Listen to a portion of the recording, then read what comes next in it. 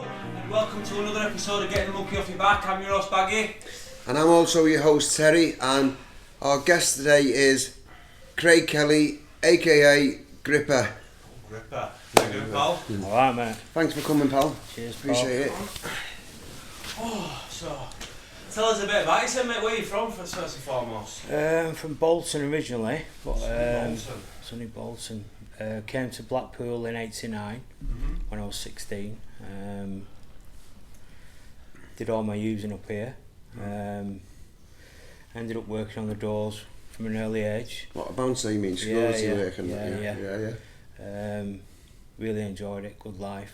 It's a good single life. Is that when Sean was on the doors as well? Was he on the doors at that Sean. I used to work with Sean. Yeah. The party scene was just kicking off. Loved it. It's like early 90s kind Early of stuff. 90s, yeah. Before my time. Yeah, I've heard of 89, 91, I've yeah. seen that the was days, it, so- yeah. Sequins, Zone in Blackpool, Oz. Yeah, it was really good, really good times, dance scene. Really enjoyed that part of my using, do you know what I mean? Yeah, if I'm honest. Yeah. So obviously people probably don't know what I mean, like using, obviously using is like drugs, so acid, trips, whatever it may be, he was using drugs. So that's what we mean when we say using. Just so the our audience knows. Not everyone's like us. Some of them are naive to it, you know what I mean? Yeah. It was really good. I enjoyed it. I enjoyed the party scene. And then, it progressed, to be honest. I always felt different as a child, do you know what I mean? And I was in care from an early age, got abused in care. What was that like? Because I've not experienced being in care. I know you mentioned I've been there, I've been abused, so I know what he's talking about. But is it like being bounced around or something like? Is that the I was in one care unit for about 2 years in Farnworth near Bolton. It affected me all my life, to be honest. If I'm honest, you know what I mean. It's only like I'd say this last 8 months or something that I've kind of dealt with all that stuff. Do you know what I mean? Is that in recovery? In recovery, yeah. But and then I progressed. I progressed with drugs and stuff like that. And is that when your using started in the kids' homes, like kind of that sort of early age? Was mine did. Yeah, the dance scene and stuff. I was in Borstal till I was 16, so I was quite late at starting using drugs. You know what I mean? And like I say, the dance scene kicked it all off really, and I really enjoyed that. And there's a lot. I used to hang about with a lot of guys, a lot of kids then. And they kind of stopped when the dance scene stopped, but I didn't. You know what I mean? I continued.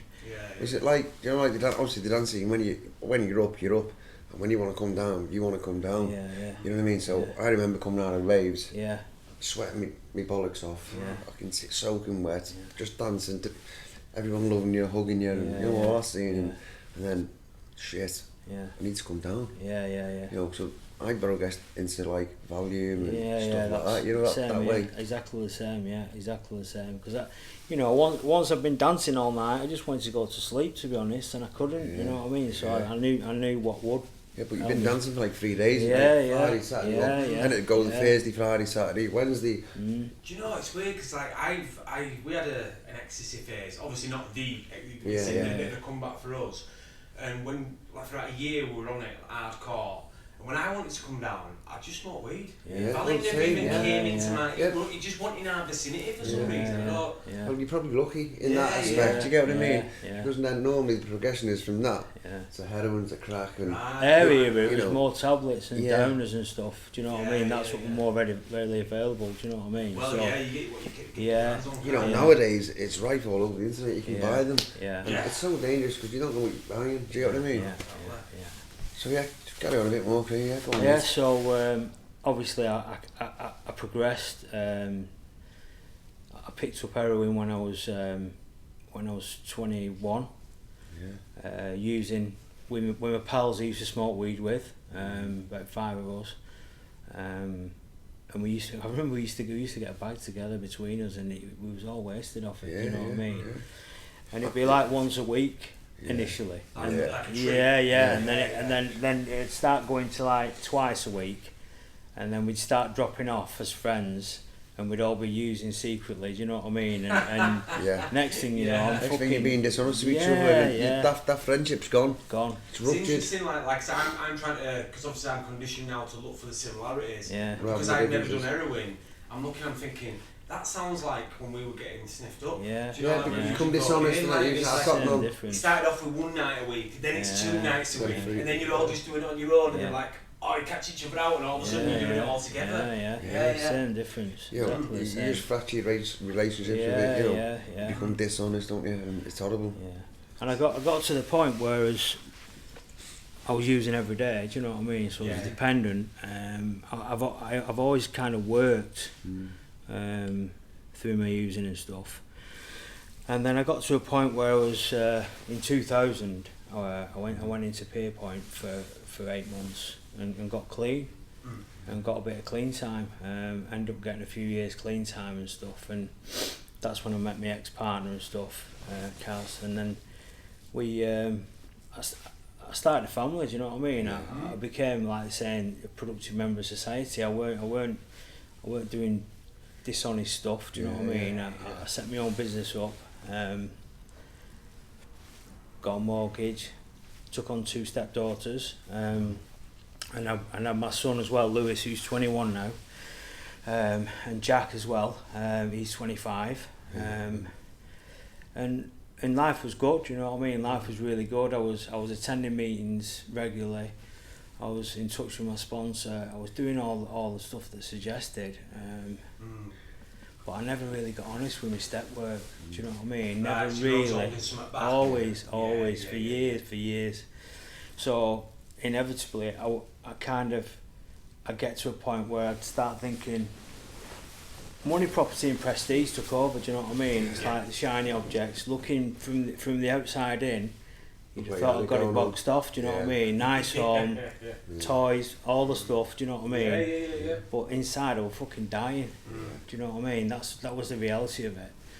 And it's not the time when I worked for you by then. Yeah. So I used to work for, it's funny this, you know, obviously he's my pal and he's helped me loads over the years, you know, and I've seen him relapse when I've been clean, he's seen me relapse when he's been clean. So it's been like, do you know what I mean? I worked for him, but he had his own business, as I said, he's a builder, so, you know, Jonah, it was, listen, we had a laugh. Yeah, well, you know we mates working with mates. You know, I thought he was clean. You know, he was being dishonest. No, that's what it was like, wasn't it? So I'm up to no good. Or I'm clean that day. Do you get what I mean? And then I'm working with him, and then it's like, do I sell him, do I not? What do I do? And then you're having a laugh, and next thing you know, you're in misery, aren't you? Next thing we're both at it again. Do you know? Yeah, together. The stars aligned, as it were. We'll talk more about our last few jobs together. Yeah, definitely. After these, a bit more. I was really good at taking people on that had some kind of abuse issues. Yeah. Right. I'd take a lad on a labourer, I knew he was smoking weed, and I'd take another guy on who was into bubble or what. Do you know what I mean? It's mad, so really. You call it bubble over here. We call it MCAT over here. Same thing. Yeah, we had that at that stage. Artificial. That's another thing I got. Another thing I got absolutely hooked on. Mental. It was fucking wild. Absolutely mental. I used to say like halfway between ecstasy and cocaine. Like snorting shots of glass. Fucking you stung me, you know. And do you know what? And that was acceptable. You do it still, even though you stung it. It was just a little speed bump on the road, wasn't it? You know. But you were saying something about. So like I say, everything was going really good, and I kind of took my foot off the gas, stopped going to meetings, stopped being honest with people. We fixed now, aren't you? That's what my illness was telling me. Do you know what I mean? I don't need these meetings. I've got it boxed off. I'm financially stable. I'm blah de blah. I've got everything going on. Do you know what I mean? And it wasn't the facts. You know what I mean? My illness was having me over yet again, like it has done a million times. You know, I'm a serial relapse for me. I've been around NA since '97. you know, I'm only just 6 months in. Do you know what I mean? Yeah.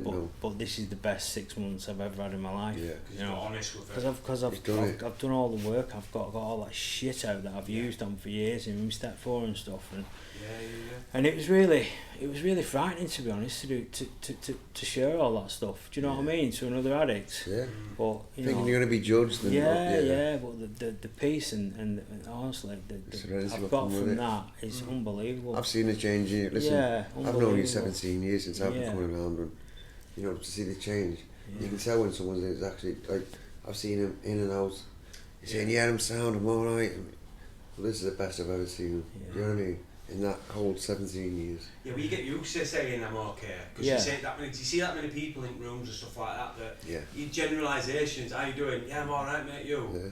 But you genuinely think you're okay. Yeah. Your illness, in your mind. This is the only illness that tells you you're alright when you're fucked. Yeah. Do you know what I mean? And you genuinely, I used to believe, I'm alright. But now looking back, the way I feel today, I was fucked. I was ill with it. To get that self-awareness and all, to know that, and also the humility to be able to say, look, I'm not alright, can I have a bit of help? Because there's a lot of, from the male side, because I can only speak from a male perspective, there's a lot of fucking, like, I won't say like alpha males, but very manly men in the fellowships. Yeah. So saying I need help is like tied to I'm weak. Well, do you know what I mean? So my last use up was with him. And I was in trouble, and I had to ask him for help.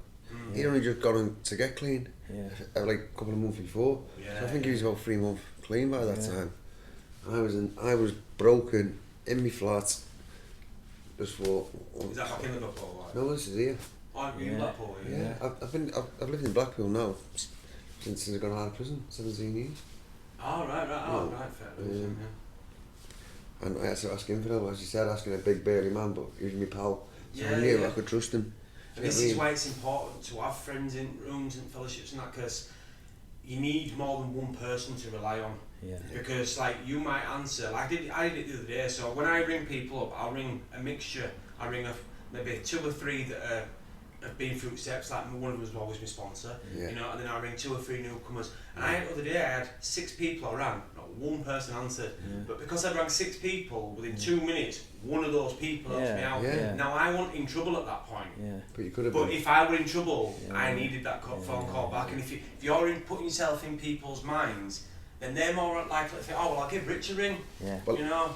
That's what it's about. It takes 2 people every morning or something like that. You know, my sponsor, you've had him in the past, haven't you? Gaz. And he's a great guy. I can't make his own honestly, but Gaz is brilliant, and he says text 2 people. Well, anything at the time, when you first come about, what do you mean? It all becomes an hardship, doesn't it? Yeah, afterwards. You get a week clean and I'm like, is that a bit much that, isn't it, really? That's what it's all about though, isn't it? That's what you realise, them text, You're helping somebody else without trying to tell anybody. That's the hard bit. That's the hard bit. Yeah, exactly. That's the really hard bit. Because we're fucking egos are massive, aren't we? Yeah, but you didn't go around saying, I'll just help Teddy get here or anything. You know what I mean? You just walk quietly. And it's just the little things, isn't it? Do you know what I mean? You don't like. It's best to do it with strangers like that to practice that. Because then obviously I forget about it. I might help an old lady off the street or something, and then I kind of just forget about that in my mind. Yeah, but that's a good deed. But then I get used to not building my ego off of good deeds. You know what I mean? And that's where, like you say, the growth is, isn't it? Definitely. The root of our problem is that we're selfish and self-centered. Going back to, we need friends as well. You need some proper close friends. Yes. And also for me as well, I'm not really just one iota. Do you know what I mean? But I have. So that's interesting. So I've been asked a few times about I got asked on a podcast. Is it cool? No. I thought it was cool when I first came in. I got asked by someone who's not in the fellowship, so just another poet, like on another podcast, and he says, I want to know for a friend, do you exclude atheists and agnostics? And it's like, no, there's a full chapter in the book that I got, my 12 step program, that is for agnostics and atheists alike, isn't it? So and it's, I pray every day, do you know what I mean? I've got an higher power in my life, 100% I have. And he helped me last week, you know, they're the times that I get helped when I've not got any other addicts or any other friends with me. And I because I got triggered. I was in Blackpool last week working, and I got triggered a couple of times, you know what I mean? And I was on my own. Yeah, you've used it, you know what I mean? This is my stomping ground. Wherever I look or go in this town, I've used, or I've done this and I've done that, I've done the other. You know, so it's really difficult sometimes. But there was a couple of occasions last week when I drove past a certain place and I've seen somebody and I thought, oof, and it's like triggered me. But you know what? It was gone. It's that phase thought, yeah. But after that, it's gone. I'm not consumed by that thought anymore, where I used to be. So the impulsiveness is kind of still there, the impulsive thinking. Yeah. But the obsession's being released. Gone. That's Gone. the thing, innit? Yeah. That's the difference. Because I earlier I was sat in the shower and I was like, I've got money in my bank today, and I'm like, do you know what? Isn't it brilliant that I am being fucking like on edge of my seat, white knuckling off. I've got some money in the bank, you know. I've got to use. It's like, and I can't remember the last time I was like that. And I'm still only fresh in recovery. Now my recovery, I'm 9 months in. So it's like I've done my steps, and it's like I'm now, if I really want to, you've got to grow now. Go down to someone else. This is actually the starting point of my recovery. You know, the 12 steps is getting me prepped for recovery in my eyes. You know what I mean? A lot of people think, oh, do a 12 steps and I'm fixed, don't they? No, it's a continuous thing. No, it's a lifetime job, isn't it? Yeah. It's not a bad life. In my experience, like. Listen, my life's really simple today. Really simple. And it's real. I'm so grateful. Do you know what I mean? That I'm still here. Can you tell us a bit of? Because I know a lot about you, don't I? Yeah. You know, what brought you to your fucking knees? You know what? You know what, like. Yeah. Obviously, I know about your prison time. I come to visit you. Yeah. You know, you know about mine. Yeah. You know, I got a life sentence. You know, this man has done a long time and all. You know, 12 years. Yeah. It's hard. I was in full active addiction. Do you know what I mean? I was in a mess. Psychosis. I was in a mess. And I, you know, can I be really honest on this podcast? Yeah. Listen, I'm gonna, you know, there's a few people. Help someone else, there's a few people in the fellowship that don't really know what went on. Obviously, Terry knows what went on. A couple of my close pals. All I will say is, if you're like telling a story to other people, just don't. No, I won't mention their names. This is your story. Yeah. So I'll tell, you know, I'll say what went on. So. You didn't have addiction. I was in full active addiction, and like I said, I had my own business at the time, so I was spending a lot of money on drugs, and I'd spent about £10,000 in the last couple of weeks with this dealer, and I was in between jobs, so I was skinned. I'd spent all that money, and there was a job coming up in a couple of weeks, and. What happened was, I asked for a lay-on and he said no, you know, so I was in a bad place, you know what I mean, and so a couple of days later I went round and attacked these 3 guys with a Stanley knife. One of them died twice in their ambulance. The other guy, all 3 of them was in a bad way, you know, and I got charged with attempted murder ×3 initially. My ass fell out, I'll be honest. It would do, wouldn't it? And then, you know, my lawyer came to the door and says, you know, somebody's looking after you because they've dropped it to 3 Section 18s with intent. What's a Section 18? It's like it's before murder. The next one up above that is murder, basically. Murder. You're knackered. Section 18 wounding is a bad charge on its own. You know, just having a Section 18 is a bad charge. I mean, it's a wounding with intent ×3. It's fucking serious. It's fucking bad for addiction. So my lawyer said to me, he said the ranges are horrendous. You know what I mean? He said if the judge sentences you as 3 separate entities, you will be lifed off. That's what he said to me. He says if he does it as one, because it was the same time, the same flat, it's one incident, you'd be looking at 10 to 15. So, you know, I got 8 EDS, so that's what I got, with an extended license. I'm on license till 2030. But, so I was looking, and I'll be honest, my saving grace was, you know what my saving grace was? So I had 168 previous convictions up to the year 2000 when I cleaned up in Pierpoint, and then I've not been in trouble for 16 years. And that was my saving grace, because I've been in recovery, in and out of recovery, but I've never done I've never brought the law in that. So that, even in itself, just being like in touch with recovery, even though you was dipping in and out, that still had a really massive effect on your life. Because he said that to me, he said, I can't understand how you've had all these convictions up to 2000 and all of a sudden it just stops. So I explained to him what happened. I was in recovery, blah blah blah. I relapsed. Fell off the wagon. And this is what's happened. That's the consequence, and that's where it goes with some people. Listen, you don't care for anyone, you know, you want your thing, you need it. And people's feelings. And the people who do know me, you know, when I'm clean, I'm not that person. No. I've only ever met you clean, you seem like a nice, calm, collected person. Put a drug inside me, he'll tell you I'm a different kettle of fish. I'll give you an example. Me and him, we used together. For quite a few. He was coming to mine, I was going to his. It was messy, wasn't it? He was getting psychosis up thinking I'm trying to rob him. Now listen, these ain't small bits, we ain't just talking. We had drugs galore on the table, like we had money, I was working, he had dough, and it was messy, wasn't it? Now, the money starts to run out before long.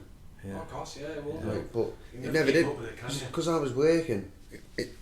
It was a never ending, wasn't it? I would get my own wage every day, like take them home, bang, get us 11 of each, get us this, get us that. It was mental, and his psychosis told him, basically his disease, that said he's gonna fucking rob you. So I'm making shanks in my flat. For me. So my best pals, you know what I mean? That's where I go with it. Do you know what I mean? The door and he's like, fuck off, who is it? No, you know what I mean? I'm like, what? I just used you fucking yesterday, but you know, gone. We're pals, and they're gone, and then we'd be walking down the street together, and both of us would become some fucking different person, like animal instinct. You know, someone look at you, it'd be a different kettle of fish. We're fucking mobbing, and you talking to us like, do you know what I mean? It gets messy easy, doesn't it? And then I'm on life licence, he's on licence. All it takes is us to piss in the street, and we are back to the jug. So being clean and living the best life, that's how you've got to be. Get it. I'm the same. I've had 17 years out of prison. Do you know what I mean? Then I went back for a year, recalled, and I blamed every cunt. Even though I used and relapsed. Because it's everyone else's fault. It's never our fault. She's breached me, the cheeky bitch. But then what happened is someone had saved my life basically by getting me off them fucking streets and doing what I was doing. By getting me in jail really, because they said to my prison, listen, said he's using, he's in a bad way. He needs to take it out of society again. And they did. So but do you know what I mean? It's the same thing what happens to him if he does it, do you know what I mean? Crazy. I would have died if I hadn't had that sentence. 100%, the way I was moving and stuff. So what I've never been, so what was it like in jail then? It was horrendous, to be honest. It was really tough. I think it was, what was I think it was 40 odd when I went to jail. So I'm an old man in jail. You know what I mean? You've got 20-odd-year-old kids. Yeah, but not in your head, you know, are you? No, not in my head. But jail's changed a lot since the 90s when I was in there back in the 90s. You know, people have respect for their elders and stuff like that. There's none of that in jail anymore. No. I've seen kids going on old men and just taxing them. 60, 70-year-old men. You know, there's no respect. You just bounce around. It's a tough place. You know, like if you're from an area and the young, they want it, they think they're fucking bad. You know, so sometimes it can get messy quick. You know, all they have to say is put a hit on you because they've got some fucking spice or gear or whatever, and you're getting fucking shanked up like just because you looked at them wrong or whatever. Do you know what I mean? It's fucking mental, innit? Different kettle of fish now. Different kettle of fish. It's not like how it used to be. When I was in Garth, people were getting slashed up for 5 debts and stuff, and it was every day the bell was going off 10, 15 times, and it was for stabbings, not for just little punch-ups. I'll explain to these viewers, Garth is a long-term prison, so you can't go there unless you're doing over 4 years. So it's a long-term prison, so like... There's a lot of people in there as well who were lifers and IPPers who have committed offences in jail. to screws, whatever. So they're never getting out. So they've got nothing to lose whatsoever. Do you know what I mean? Yeah. So it's like it's just game on with them. You know what I mean? It's when I first got mine, I was the same. I didn't give a fuck. Yeah. So your world's already like that, but then you're in a place like that, it's got even Yeah. You just got yourself, and don't forget, you're away from your family. You've got to spend dough on the phone, and when that COVID was out, I was in there. Yeah. Trying to get a phone call was fucking murder. Yeah. You know, honestly, Yeah. I blew up to about 17 stone that year. Yeah. You know, just, honestly, I didn't get out my pad. Yeah. 24/7 bang up. Your meals are brought to you, Yeah. like in mask and all. It was messy. Mm. You know, I even caught it in jail. I was thinking, I'm gonna fucking die in jail. I knew it. Yeah. You know, like when I got the sentence, I thought I was gonna die anyway. Yeah. I'm gonna die in jail with that life sentence. Fucking hell. In 2016, I went from having all that stuff to losing my home, my family, my kids, my wife. Overnight, everything. I had nothing. You know what I mean? 76 stitches in my head off the coppers. That's what I ended up. So what is that? Is that when they like came to arrest you? Yeah, because they came in and obviously I had a knife and stuff and they just attacked me. Do you know what I mean? But I said to my barrister at the time, I said, can I not sue them for that? He says, no, they could have shot you dead. Yeah. We just nearly killed 3 guys. Yeah. And you've still got a knife in your hand. They could have shot you dead. I remember it, mate. I remember it when it all happened because I had a call. There's a big instance in Fleetwood, big this, that. And I'm like, what? Yeah. Next thing you know, find out it's your pal. It's fucking heavy. You think, wow. Yeah. And then knowing he's done that, and then knowing he's got psychosis, and he thinks I'm trying to rob him. Yeah. It's like, could have happened. Would he do that to me? Would he? Yeah. In psychosis, he's not the same person. No.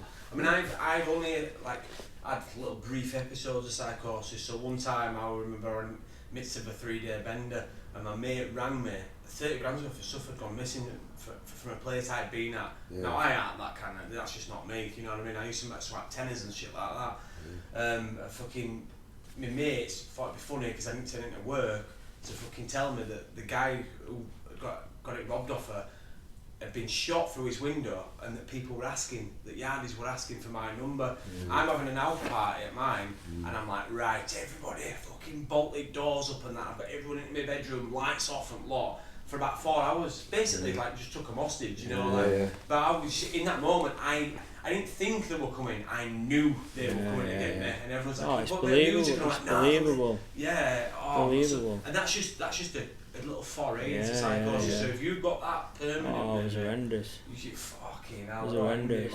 The people have said to me over the years, you know, when you've been around a while, that I've heard it a million times. The drugs stopped working, and they did. They did stop working for me. This last time, it's like they didn't quiet that mind down anymore. I remember going to come to your house to use with you. Yeah. And I've used, and I went in and got stuff. Yeah. And he went, I'm going in rehab somewhere. I went, what? You fucking mad? You get me? Yeah. I was in the using still phase. I knew it was done. He knew he was done at that time. I didn't. I was like, what? I'm going to get left on my own again. So after you got out for this last stint, so did you go back to using after that? So I moved to my sister's in Bradford. Yeah. My own town. I was in Bradford, near Thornton. Oh yeah. Yeah, near the cemetery up there. It's not bad up Thornton. Oh, it's nice, lovely area. But so I was all right for it.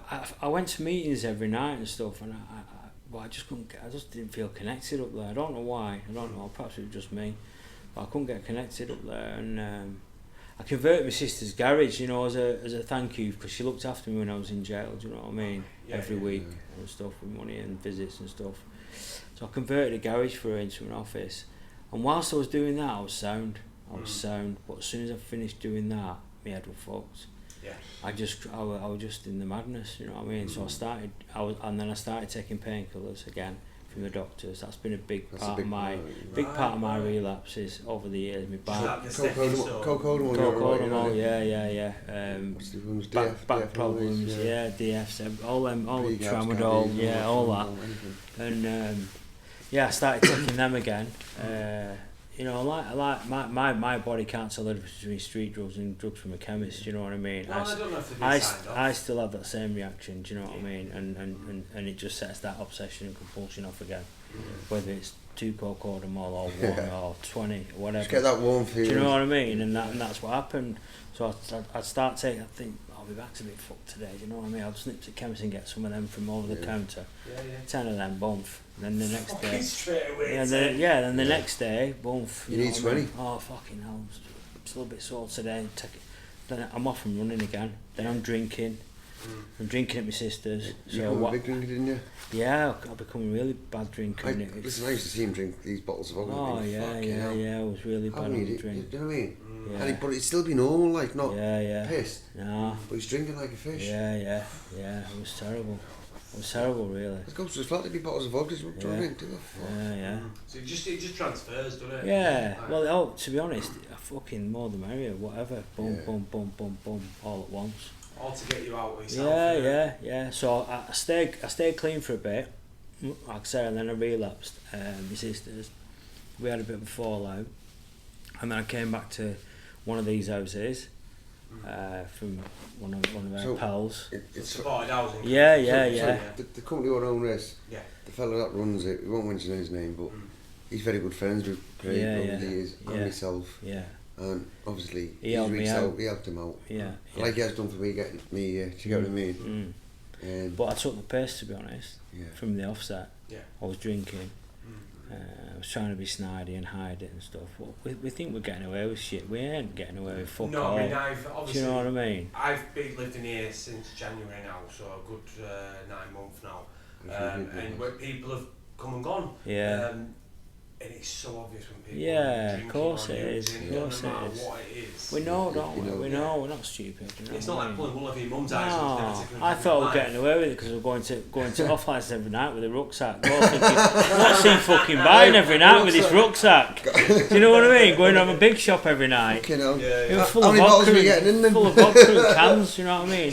Trying not to rattle going up the stairs.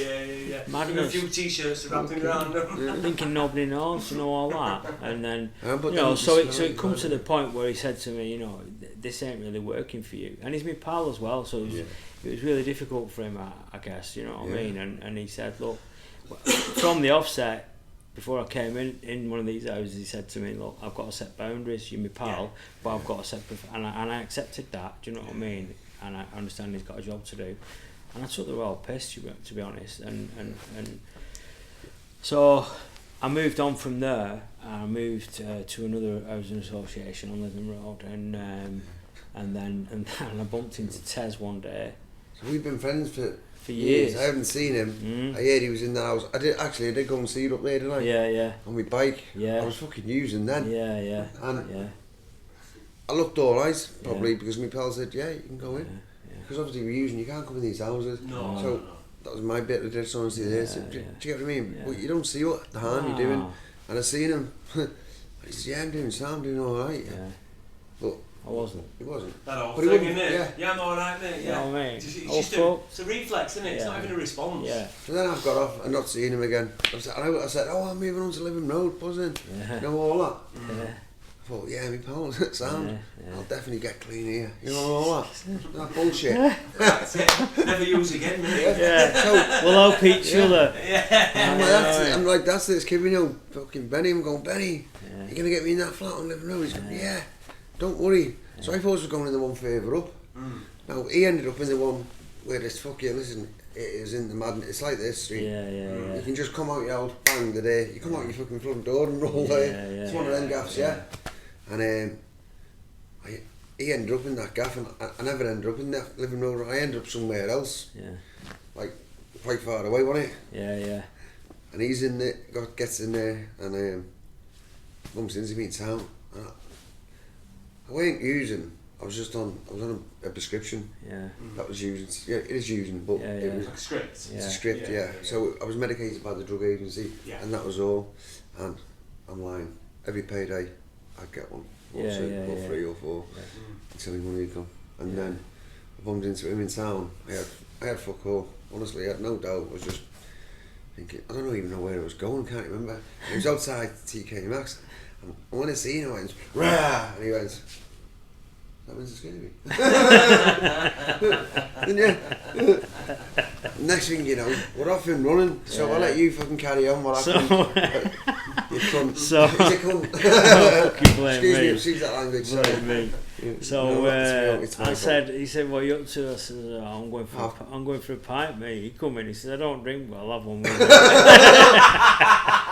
That was how quick my and the reality of that was 2 hours later we're scoring gear and crack. No, you forgot to mention. Riding on the bulls. So he goes, "I'm just going to go away and get my phone sorted, get a phone." Yeah. So he had dough. Yeah. So you've got a cash cow there, haven't you? Yeah. He's my pal, isn't he? He's my pal, so Listen to what I said, this one you good fit, he give me Yeah. vice versa. Yeah. You know. Yeah. That's what you do for your brother. Even when you're using that, and I get it, you can people that can be fucking snide like that. Well, you're on about the tablet? I'm so I've gone, I'll come to the pub with your brother and have a pint. Next thing you know, I'm sat down, get to the bar, and he goes, "What do you want?" I'll have a pint of that. Yeah. It was like that. Next thing he goes, "Well, you might as well have some of these." Puts these on. I said, "What are they?" Fucking Valdine. There was fucking Treacle, fucking all sorts. There was a cocktail of things in there, wasn't there? Oh, it was like that. Fucking great pint, bang, and we were off. Next thing you know, an hour later, what I done this fucking cow. Outside the pub. Yeah. Pissed up and fucking off our heads on fucking tablets. Oh, it was mental. Yeah. And it got worse from there. That's what I'm trying to worry about. After that. Within a few hours, we bang at it. So that was like progressive then, yeah? Oh, mate. That's how quick it was. Yeah. As soon as I picked up with him, the progression got really bad because I think when there's two of you, it goes quicker because you both feed off each other. Yeah. And we're both greedy bastards as well.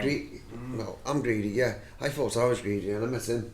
We're both greedy. I'm fucking hungry. Like, listen, the kitchen started in your house, what was it like? There was fucking... there was just streams of crack cocaine, heroin. No, it was mental. And there was tablets in the other room this one time. I'll tell you all this. So we've got this bag of tablets he's got off the internet. Right? Right. So meant to be pre-gabs, fellas, whatever else, mate. Yeah, I can't remember, but I took some, boom, some water, and I'm fucking up on the pipe and using gear. Next thing you know, I'm fucking shaking like a fucking shitting dog, wasn't I? Remember? And I couldn't stop shaking. Right. I was standing up and just like I was fucking doing a disco jive, wasn't I? Remember? For about 2 hours. We don't know. Video, mate. We don't know what it was. It could have been probably a reaction to something. What I don't know. Well, if you've got that, probably having a seizure or something. I was like shaking, not lying down. I was still compass mentis. Yeah. And he's like that. You know what I mean? I'm going. Fucking clearly not, no. Standing there shaking like a dog, it was like I was raving, wasn't it? Craig, what the fuck have you given me? I was in hysterics, mate. He was videoing me, and we were in hysterics, honestly. But then, I'd have a few moments like, he's really not fucking right, you know what I mean? But then 2 minutes later, I'll be pissing myself. And me. Do you know what I mean? Even though I probably could have fucking... Because listen, I'll tell you something.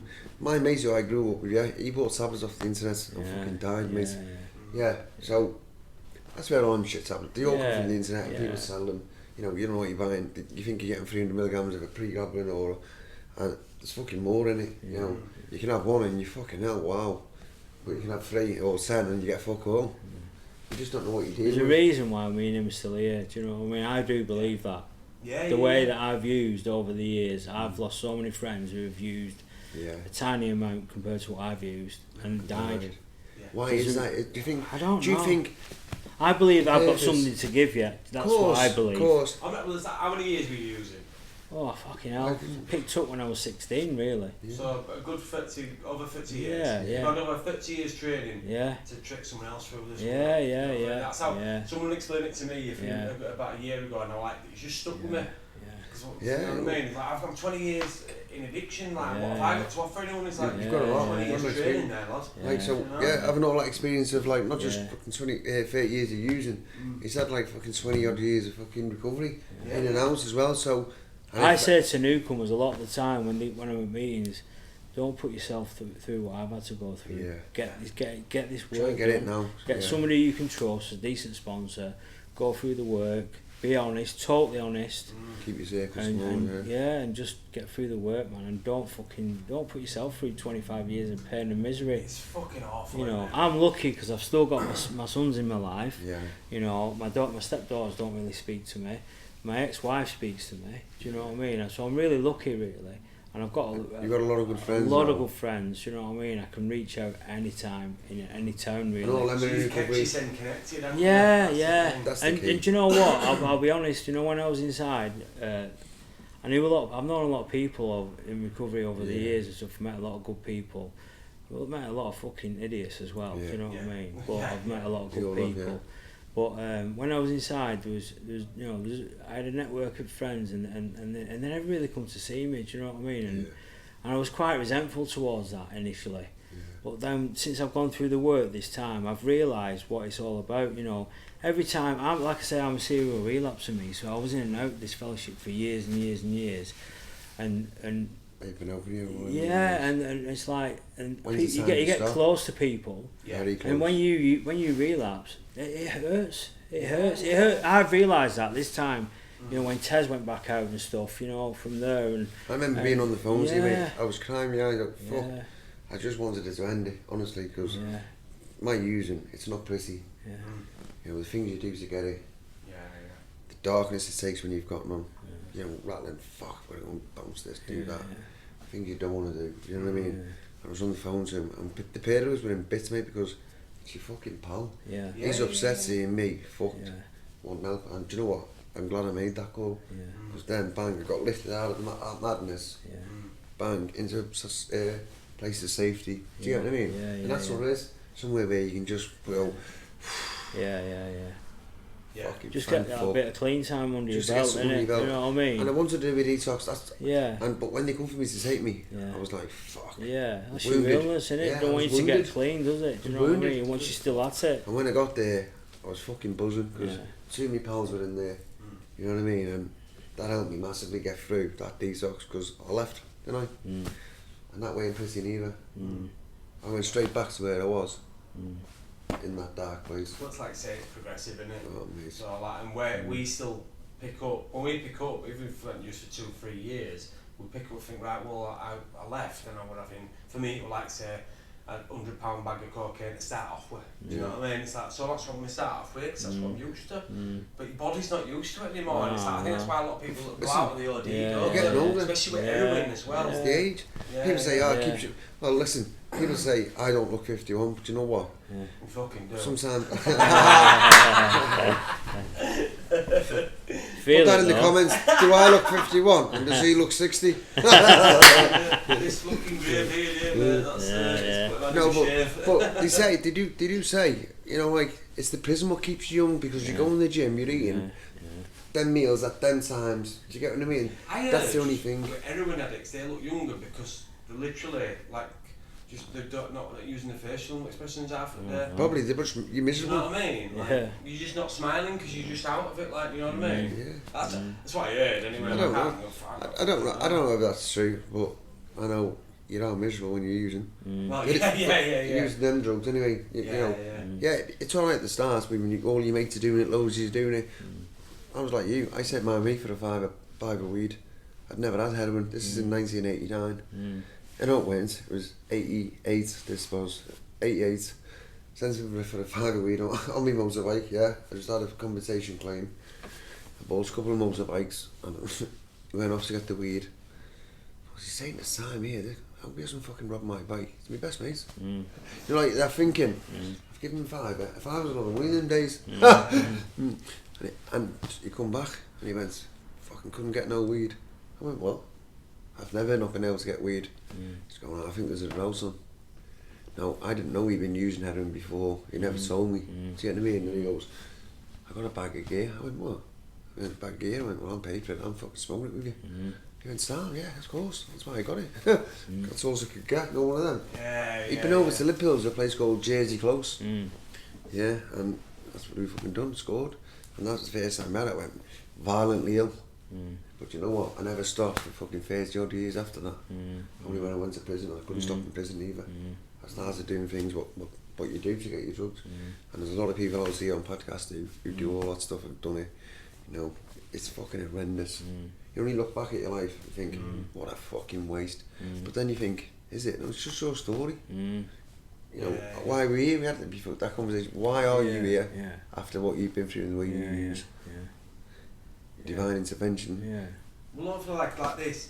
our stories, or one of our stories, or one could of the inspire someone else, yeah. Yeah, like, so if there's anybody out there struggling and you see this, fucking drop us a message, man, definitely. Yeah. You know, because we're here to help, aren't we? You know, we talk about this stuff so other people can relate to it and maybe get the help that they need. I mean, I do it with my poetry as well, you know, write about addiction, talk about it, because it needs to be talked about. I believe now it's that connection. If you haven't got that connection with people, I said it in the meeting this morning, you know, we had a beautiful, 12 steppers, it's no secret. Went to a meeting this morning, and that's what it was about, you know, you need that connection with people. Like, you've got to build them relationships up, because when you're fucked, that's who you need. You know, and like, so, but me by having one relationship with him, it's gone to having relationships with people who before I'd never have relationships with. Like, in another time where I was doing that detox, I thought, strange. But you need them people, and they always reach out to me. Like, one of them up there, they don't just mess him. And when I left that rehab, not on what's it called? When you're not meant to, I discharged myself basically. Because I wanted to use. Well, I forced it, didn't I? I went, nah, I'm not going to use. As soon as I left that door, the first thing in my mind is... Plausible but untrue. You know what I mean? I'm not going to use. I've been clean for a couple of weeks. I'm just going home. I need to look after my daughter. Lying bastard. Innit? I didn't say that to you, but... No, but it is though, innit? That's what it is, and but you believe your bullshit so much. That Jesus got you fucking wrapped round its finger, you fucked. And you need people, so by meeting Craig, I've met other people. Do you get what I mean? And then from that, I ended up on someone's couch. Because I couldn't go back to the rehab for so many days because you'd used, you have to have a period of abstinence away from there. That's fair enough. To protect everyone else. Exactly. Because it's, you know what I mean? And this kid put me up on his couch for like 2 weeks, didn't he? He come round every night. He even ended up having baths in his thing. It was funny, wasn't it? You know, we can have a laugh today. No one we're using, we're miserable as fuck. Oh God, and you know what? I stayed clean because people got wrapped around me, but they only took me on because I knew him. That's what I'm saying about the friendships you need. You know, when I seen him go to jail that long, I was fucking devastated. Wow, that is heavy. I didn't think he was like that. You know, because he was so nice and placid to me and helpful, and I thought, how the fuck are you going to do that? But then I thought, Terry, you've done shit like that yourself in jail. You know, even on the out, you've been there for a Section 18 wounded, got him not guilty, but then I got life off for something else. So then I get it where you go, where you've gone with it, you get what I mean? How it happened, but at the time I think, that is crazy. He was fucking living a good life, normal life, you know. Paying his bills. That's what he said. Innit? The outside, external stuff, it looks like he's got it going on. Dying inside. Fucking dying inside. And horrible to tell people like that's how you feel. It's shit, innit? It's shit, but it's not like that today, you know. No, I was going to get on to that. So now that you've like, are you doing your steps now? Have you done them? Yeah, so I'm in treatment at the minute. Been there 8 months. It's crazy that you know what? You're in treatment, but he's got a lot of freedom still. I'm in kind of stage 2, so... And you remember staff in another area where you I do maintenance for the rehab. Right, 2 days a week, which is really nice. Big change for me is my pattern of behaviour in the past is have a big use up, get clean, straight back into work, pressure, earn a load of money, big use up, and that's been my cycle for 20 years. 20 years. This time, you've slowed down. I'm not so you're breaking that cycle. Normally, I've got fuck all, but it's the happiest I've ever been in my life. It's interesting that. Honestly, and I've had everything you could ever want. Watches, cars, everything. Bikes. But it's the happiest I've ever been. It's honestly. Not. It's and when people used to say to me it's an inside job, I don't believe that. But I didn't understand that. It is, man. It's an inside job. What do you mean? I didn't get it. Inside job. I thought inside job. It's something to do with prison. Because I got the NA message in prison. I didn't get that inside job stuff, and then when you realise you've got to do step ways to get through. All I've done differently this time is get honest with step 4, and I do the right things. You know what I mean? Most of the time, I ain't perfect. Far from it. There's an incident last night, but I won't go into it. But you know, we're not perfect, are we? No, and it's like, you know, sometimes. But you're aware what you've done. Yeah, do you get what I mean? And life throws things at you, and sometimes you've got to react in certain ways. Do you know what I mean? I'm not a fucking idiot, and I won't be walked all over. Do you know what I mean? But I try and act by the principles. You know, recovery today. I'm honest. You know, I'm open-minded. I ask for help when I'm fucked, which is a big change for me. Yeah. And I have to try and help people. I try and help people as much as I can. Oh, you helped me massively in that regard, honestly. I just want to show you appreciation the whole Come day. on, man. I love him, man. Love you, mate, honestly, you do. Yeah.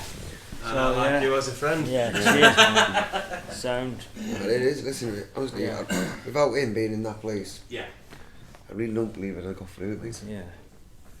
No, it's nice, man. It's nice. Yeah. It's good. And all this stuff. Thank you for coming in. Like, That's right, man. This helps us. Like, you know, Yeah, it's nice. I'm enjoying doing this project, isn't it? It's been a journey, but we've only done 3, haven't we? Yes. I hope it takes off. You know what I mean, for you. Well, we'll just keep and doing it. I've got loads. I know loads of people in recovery. Yeah. You know, I can always. And it's not just a recovery podcast. You know, we're going to get poets on. So Nathan's going to come on, isn't he? Yeah. So Nathan Parks will come on. He was a poet. Obviously, Baggy's a poet. Yeah. So we'll probably read some of his poems out on the podcast as well. You know, like have an interval. You know, it's just growing. We want it to grow. We don't know where we're going with it. Experimentation. You know, you don't have to be in prison to get on our podcast. No. You know, our last guest was he? You know, no. He's an artist, but he was I saw that. He was he's an addiction. Yeah. And he's never been to prison, but it affected him the same as it affected all of course. It's interesting stories, isn't it? And it's like that getting the monkey off your back thing. Like obviously we know a lot of people in recovery, so it's going to be quite heavily recovery dominated. But like with Nathan, it's like I know it's more mental health. You know, like it might have just touched on a bit of addiction, but not like we have. It could be people with anything, you know, like PTSD. It might be a former soldier or whatever. ADHD, you know. Like I've got. But it's just, I think it's a lot of it's just having a chat with people about the things that people don't want to talk about. Identification. Do you know what I mean? Identification, not feeling alone with that stuff. You know, I like what the other guy said last week, and the other one about mental health. How when he's got sober and stuff, his mental health kind of declined. You know what I mean? Which is that's been my experience. I'm fucking nuts when I'm using. No two ways about it. When I'm clean, I'm a different person. I don't have all that madness anymore. I'm in the day. Do you know what I mean? I'm not in the past resentment mode. Fucking, he's this, she's that. Do you know what I mean? That's why we use it. Yeah, of course it is. Of course it is. And I'm not in the future where I'm getting feared up and then I get aggressive because that's my default setting. You can be the same, can't you? Resentment and fear with the same thing. So someone's pissed you off at past, you're running it over what he's done, then it goes into like, well, what am I going to do to him? Oh no, shit, what if he does that to me? And all of a sudden, you do using both resentment and fear for the same thing that happened fucking 10 years ago. I've got to nip that stuff in the bud straight away. Well, it's the number one offender, isn't it? You know, like someone bumps into you and you get angry and that, you just think, fucking bellend. I find it's hardest. This time round, because like you say that I've got honest, I find it harder to practice those principles with like my family, like with my daughter. Sometimes I can lose my rag and I'm like, I say stuff and I'm like, who are you, Richard, to say that? Do you know what I mean? Well, do you know what? I've had an incident like that. Just I don't know, the phone. I've just been on the phone to my baby's mum, and she's like, well, giving me loads on the phone because of the way I behave towards her. It's affected her because she's cared for me when I've been using. Do you get me? Even though we're not together, right? But she is still supporting me. This is like the recovery instance, you know what I mean? I've been clean, she hasn't. It's crazy. Do you know what I mean? Like, I mean, they recover at different speeds, don't they? We forget that quite quickly. Yeah, I'm telling her things about herself, what she doesn't like to hear, but I'm going about it the wrong way. Because she's the baby's mum. I still care for her. I want the best for her, because it's my daughter's mum. Do you know what I mean? And it's hard. And she's getting me down the bank, putting the phone down all week, and I've got to think. Spiritual principles. Progression, not perfection. Do you know what I mean? I was trying to make amends to her on the phone for the way I spoke. I told her stuff about herself, what I didn't like. What fucking right do I have? I'm not with her. It's mad, isn't it? That's where it takes you. You know what you're saying? The resentment. And then if I got resentful at that, it fucking easy. Fuck you. Fuck everything. Just go and use. Fuck it. It's easier. Don't kill yourself. You just edge close to that fuck it button, don't you? Every time. It's not just me, that's what most people do. You know, well, we can all speak for SENS, but everyone in this room suffers exactly the same. 100%. Well, you heard, didn't I? Said it, motorway bridge, this is clean.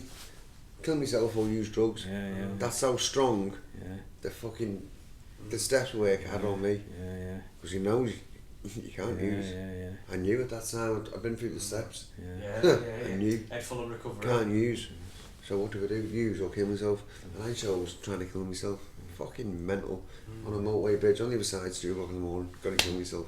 I was gonna throw myself off that bridge as soon as a wagon come, cry my eyes out on that fucking bridge. Because I'd had enough of life, and all the use and all the abuse. Do you know what I mean? I've talked about it before, but I haven't dealt with it. Do you get what I mean? Yeah. I still haven't dealt with it. It's a process. You know, everyone knows my fucking story. Same as you. When you fucking use, stay away from me. Innit? That's the truth. That's it. I lock myself away anyway, mate. That's my game. I'll just fucking I'm in my own room. But when he went into streaming, that's where I end up on my own, in my flat, isolated, fucking getting drug dealers in to fucking some they can supply me, and I end up robbing them. That's what I did. And it's fucking, do you know what? Crazy. Yeah, fucking mental. It's a crazy fucking world we're living in. It's addiction. It's a nasty business, isn't it, if it didn't dealt with. So we don't have to do that today. No, I'm just mindful of time. The fireworks display. The fireworks display is on 7:15. Yeah, so we're going to go see the fireworks display. Is it North Pier in Blackpool? Yeah, man. So listen, thanks everyone for tuning in. I hope you enjoyed it. Please like, subscribe, click the. What is it? What do they have to do? Like, share and comment in it. Like, share, comment. Well, I have the bar at the bottom, like, share and comment. Yeah. So, when will this go out? Is it later on tonight or tomorrow? Probably tomorrow now. Yeah. So, but like, obviously, we've been live on TikTok. I hope you've enjoyed it. Been live on this TikTok as well. Hope you've enjoyed it.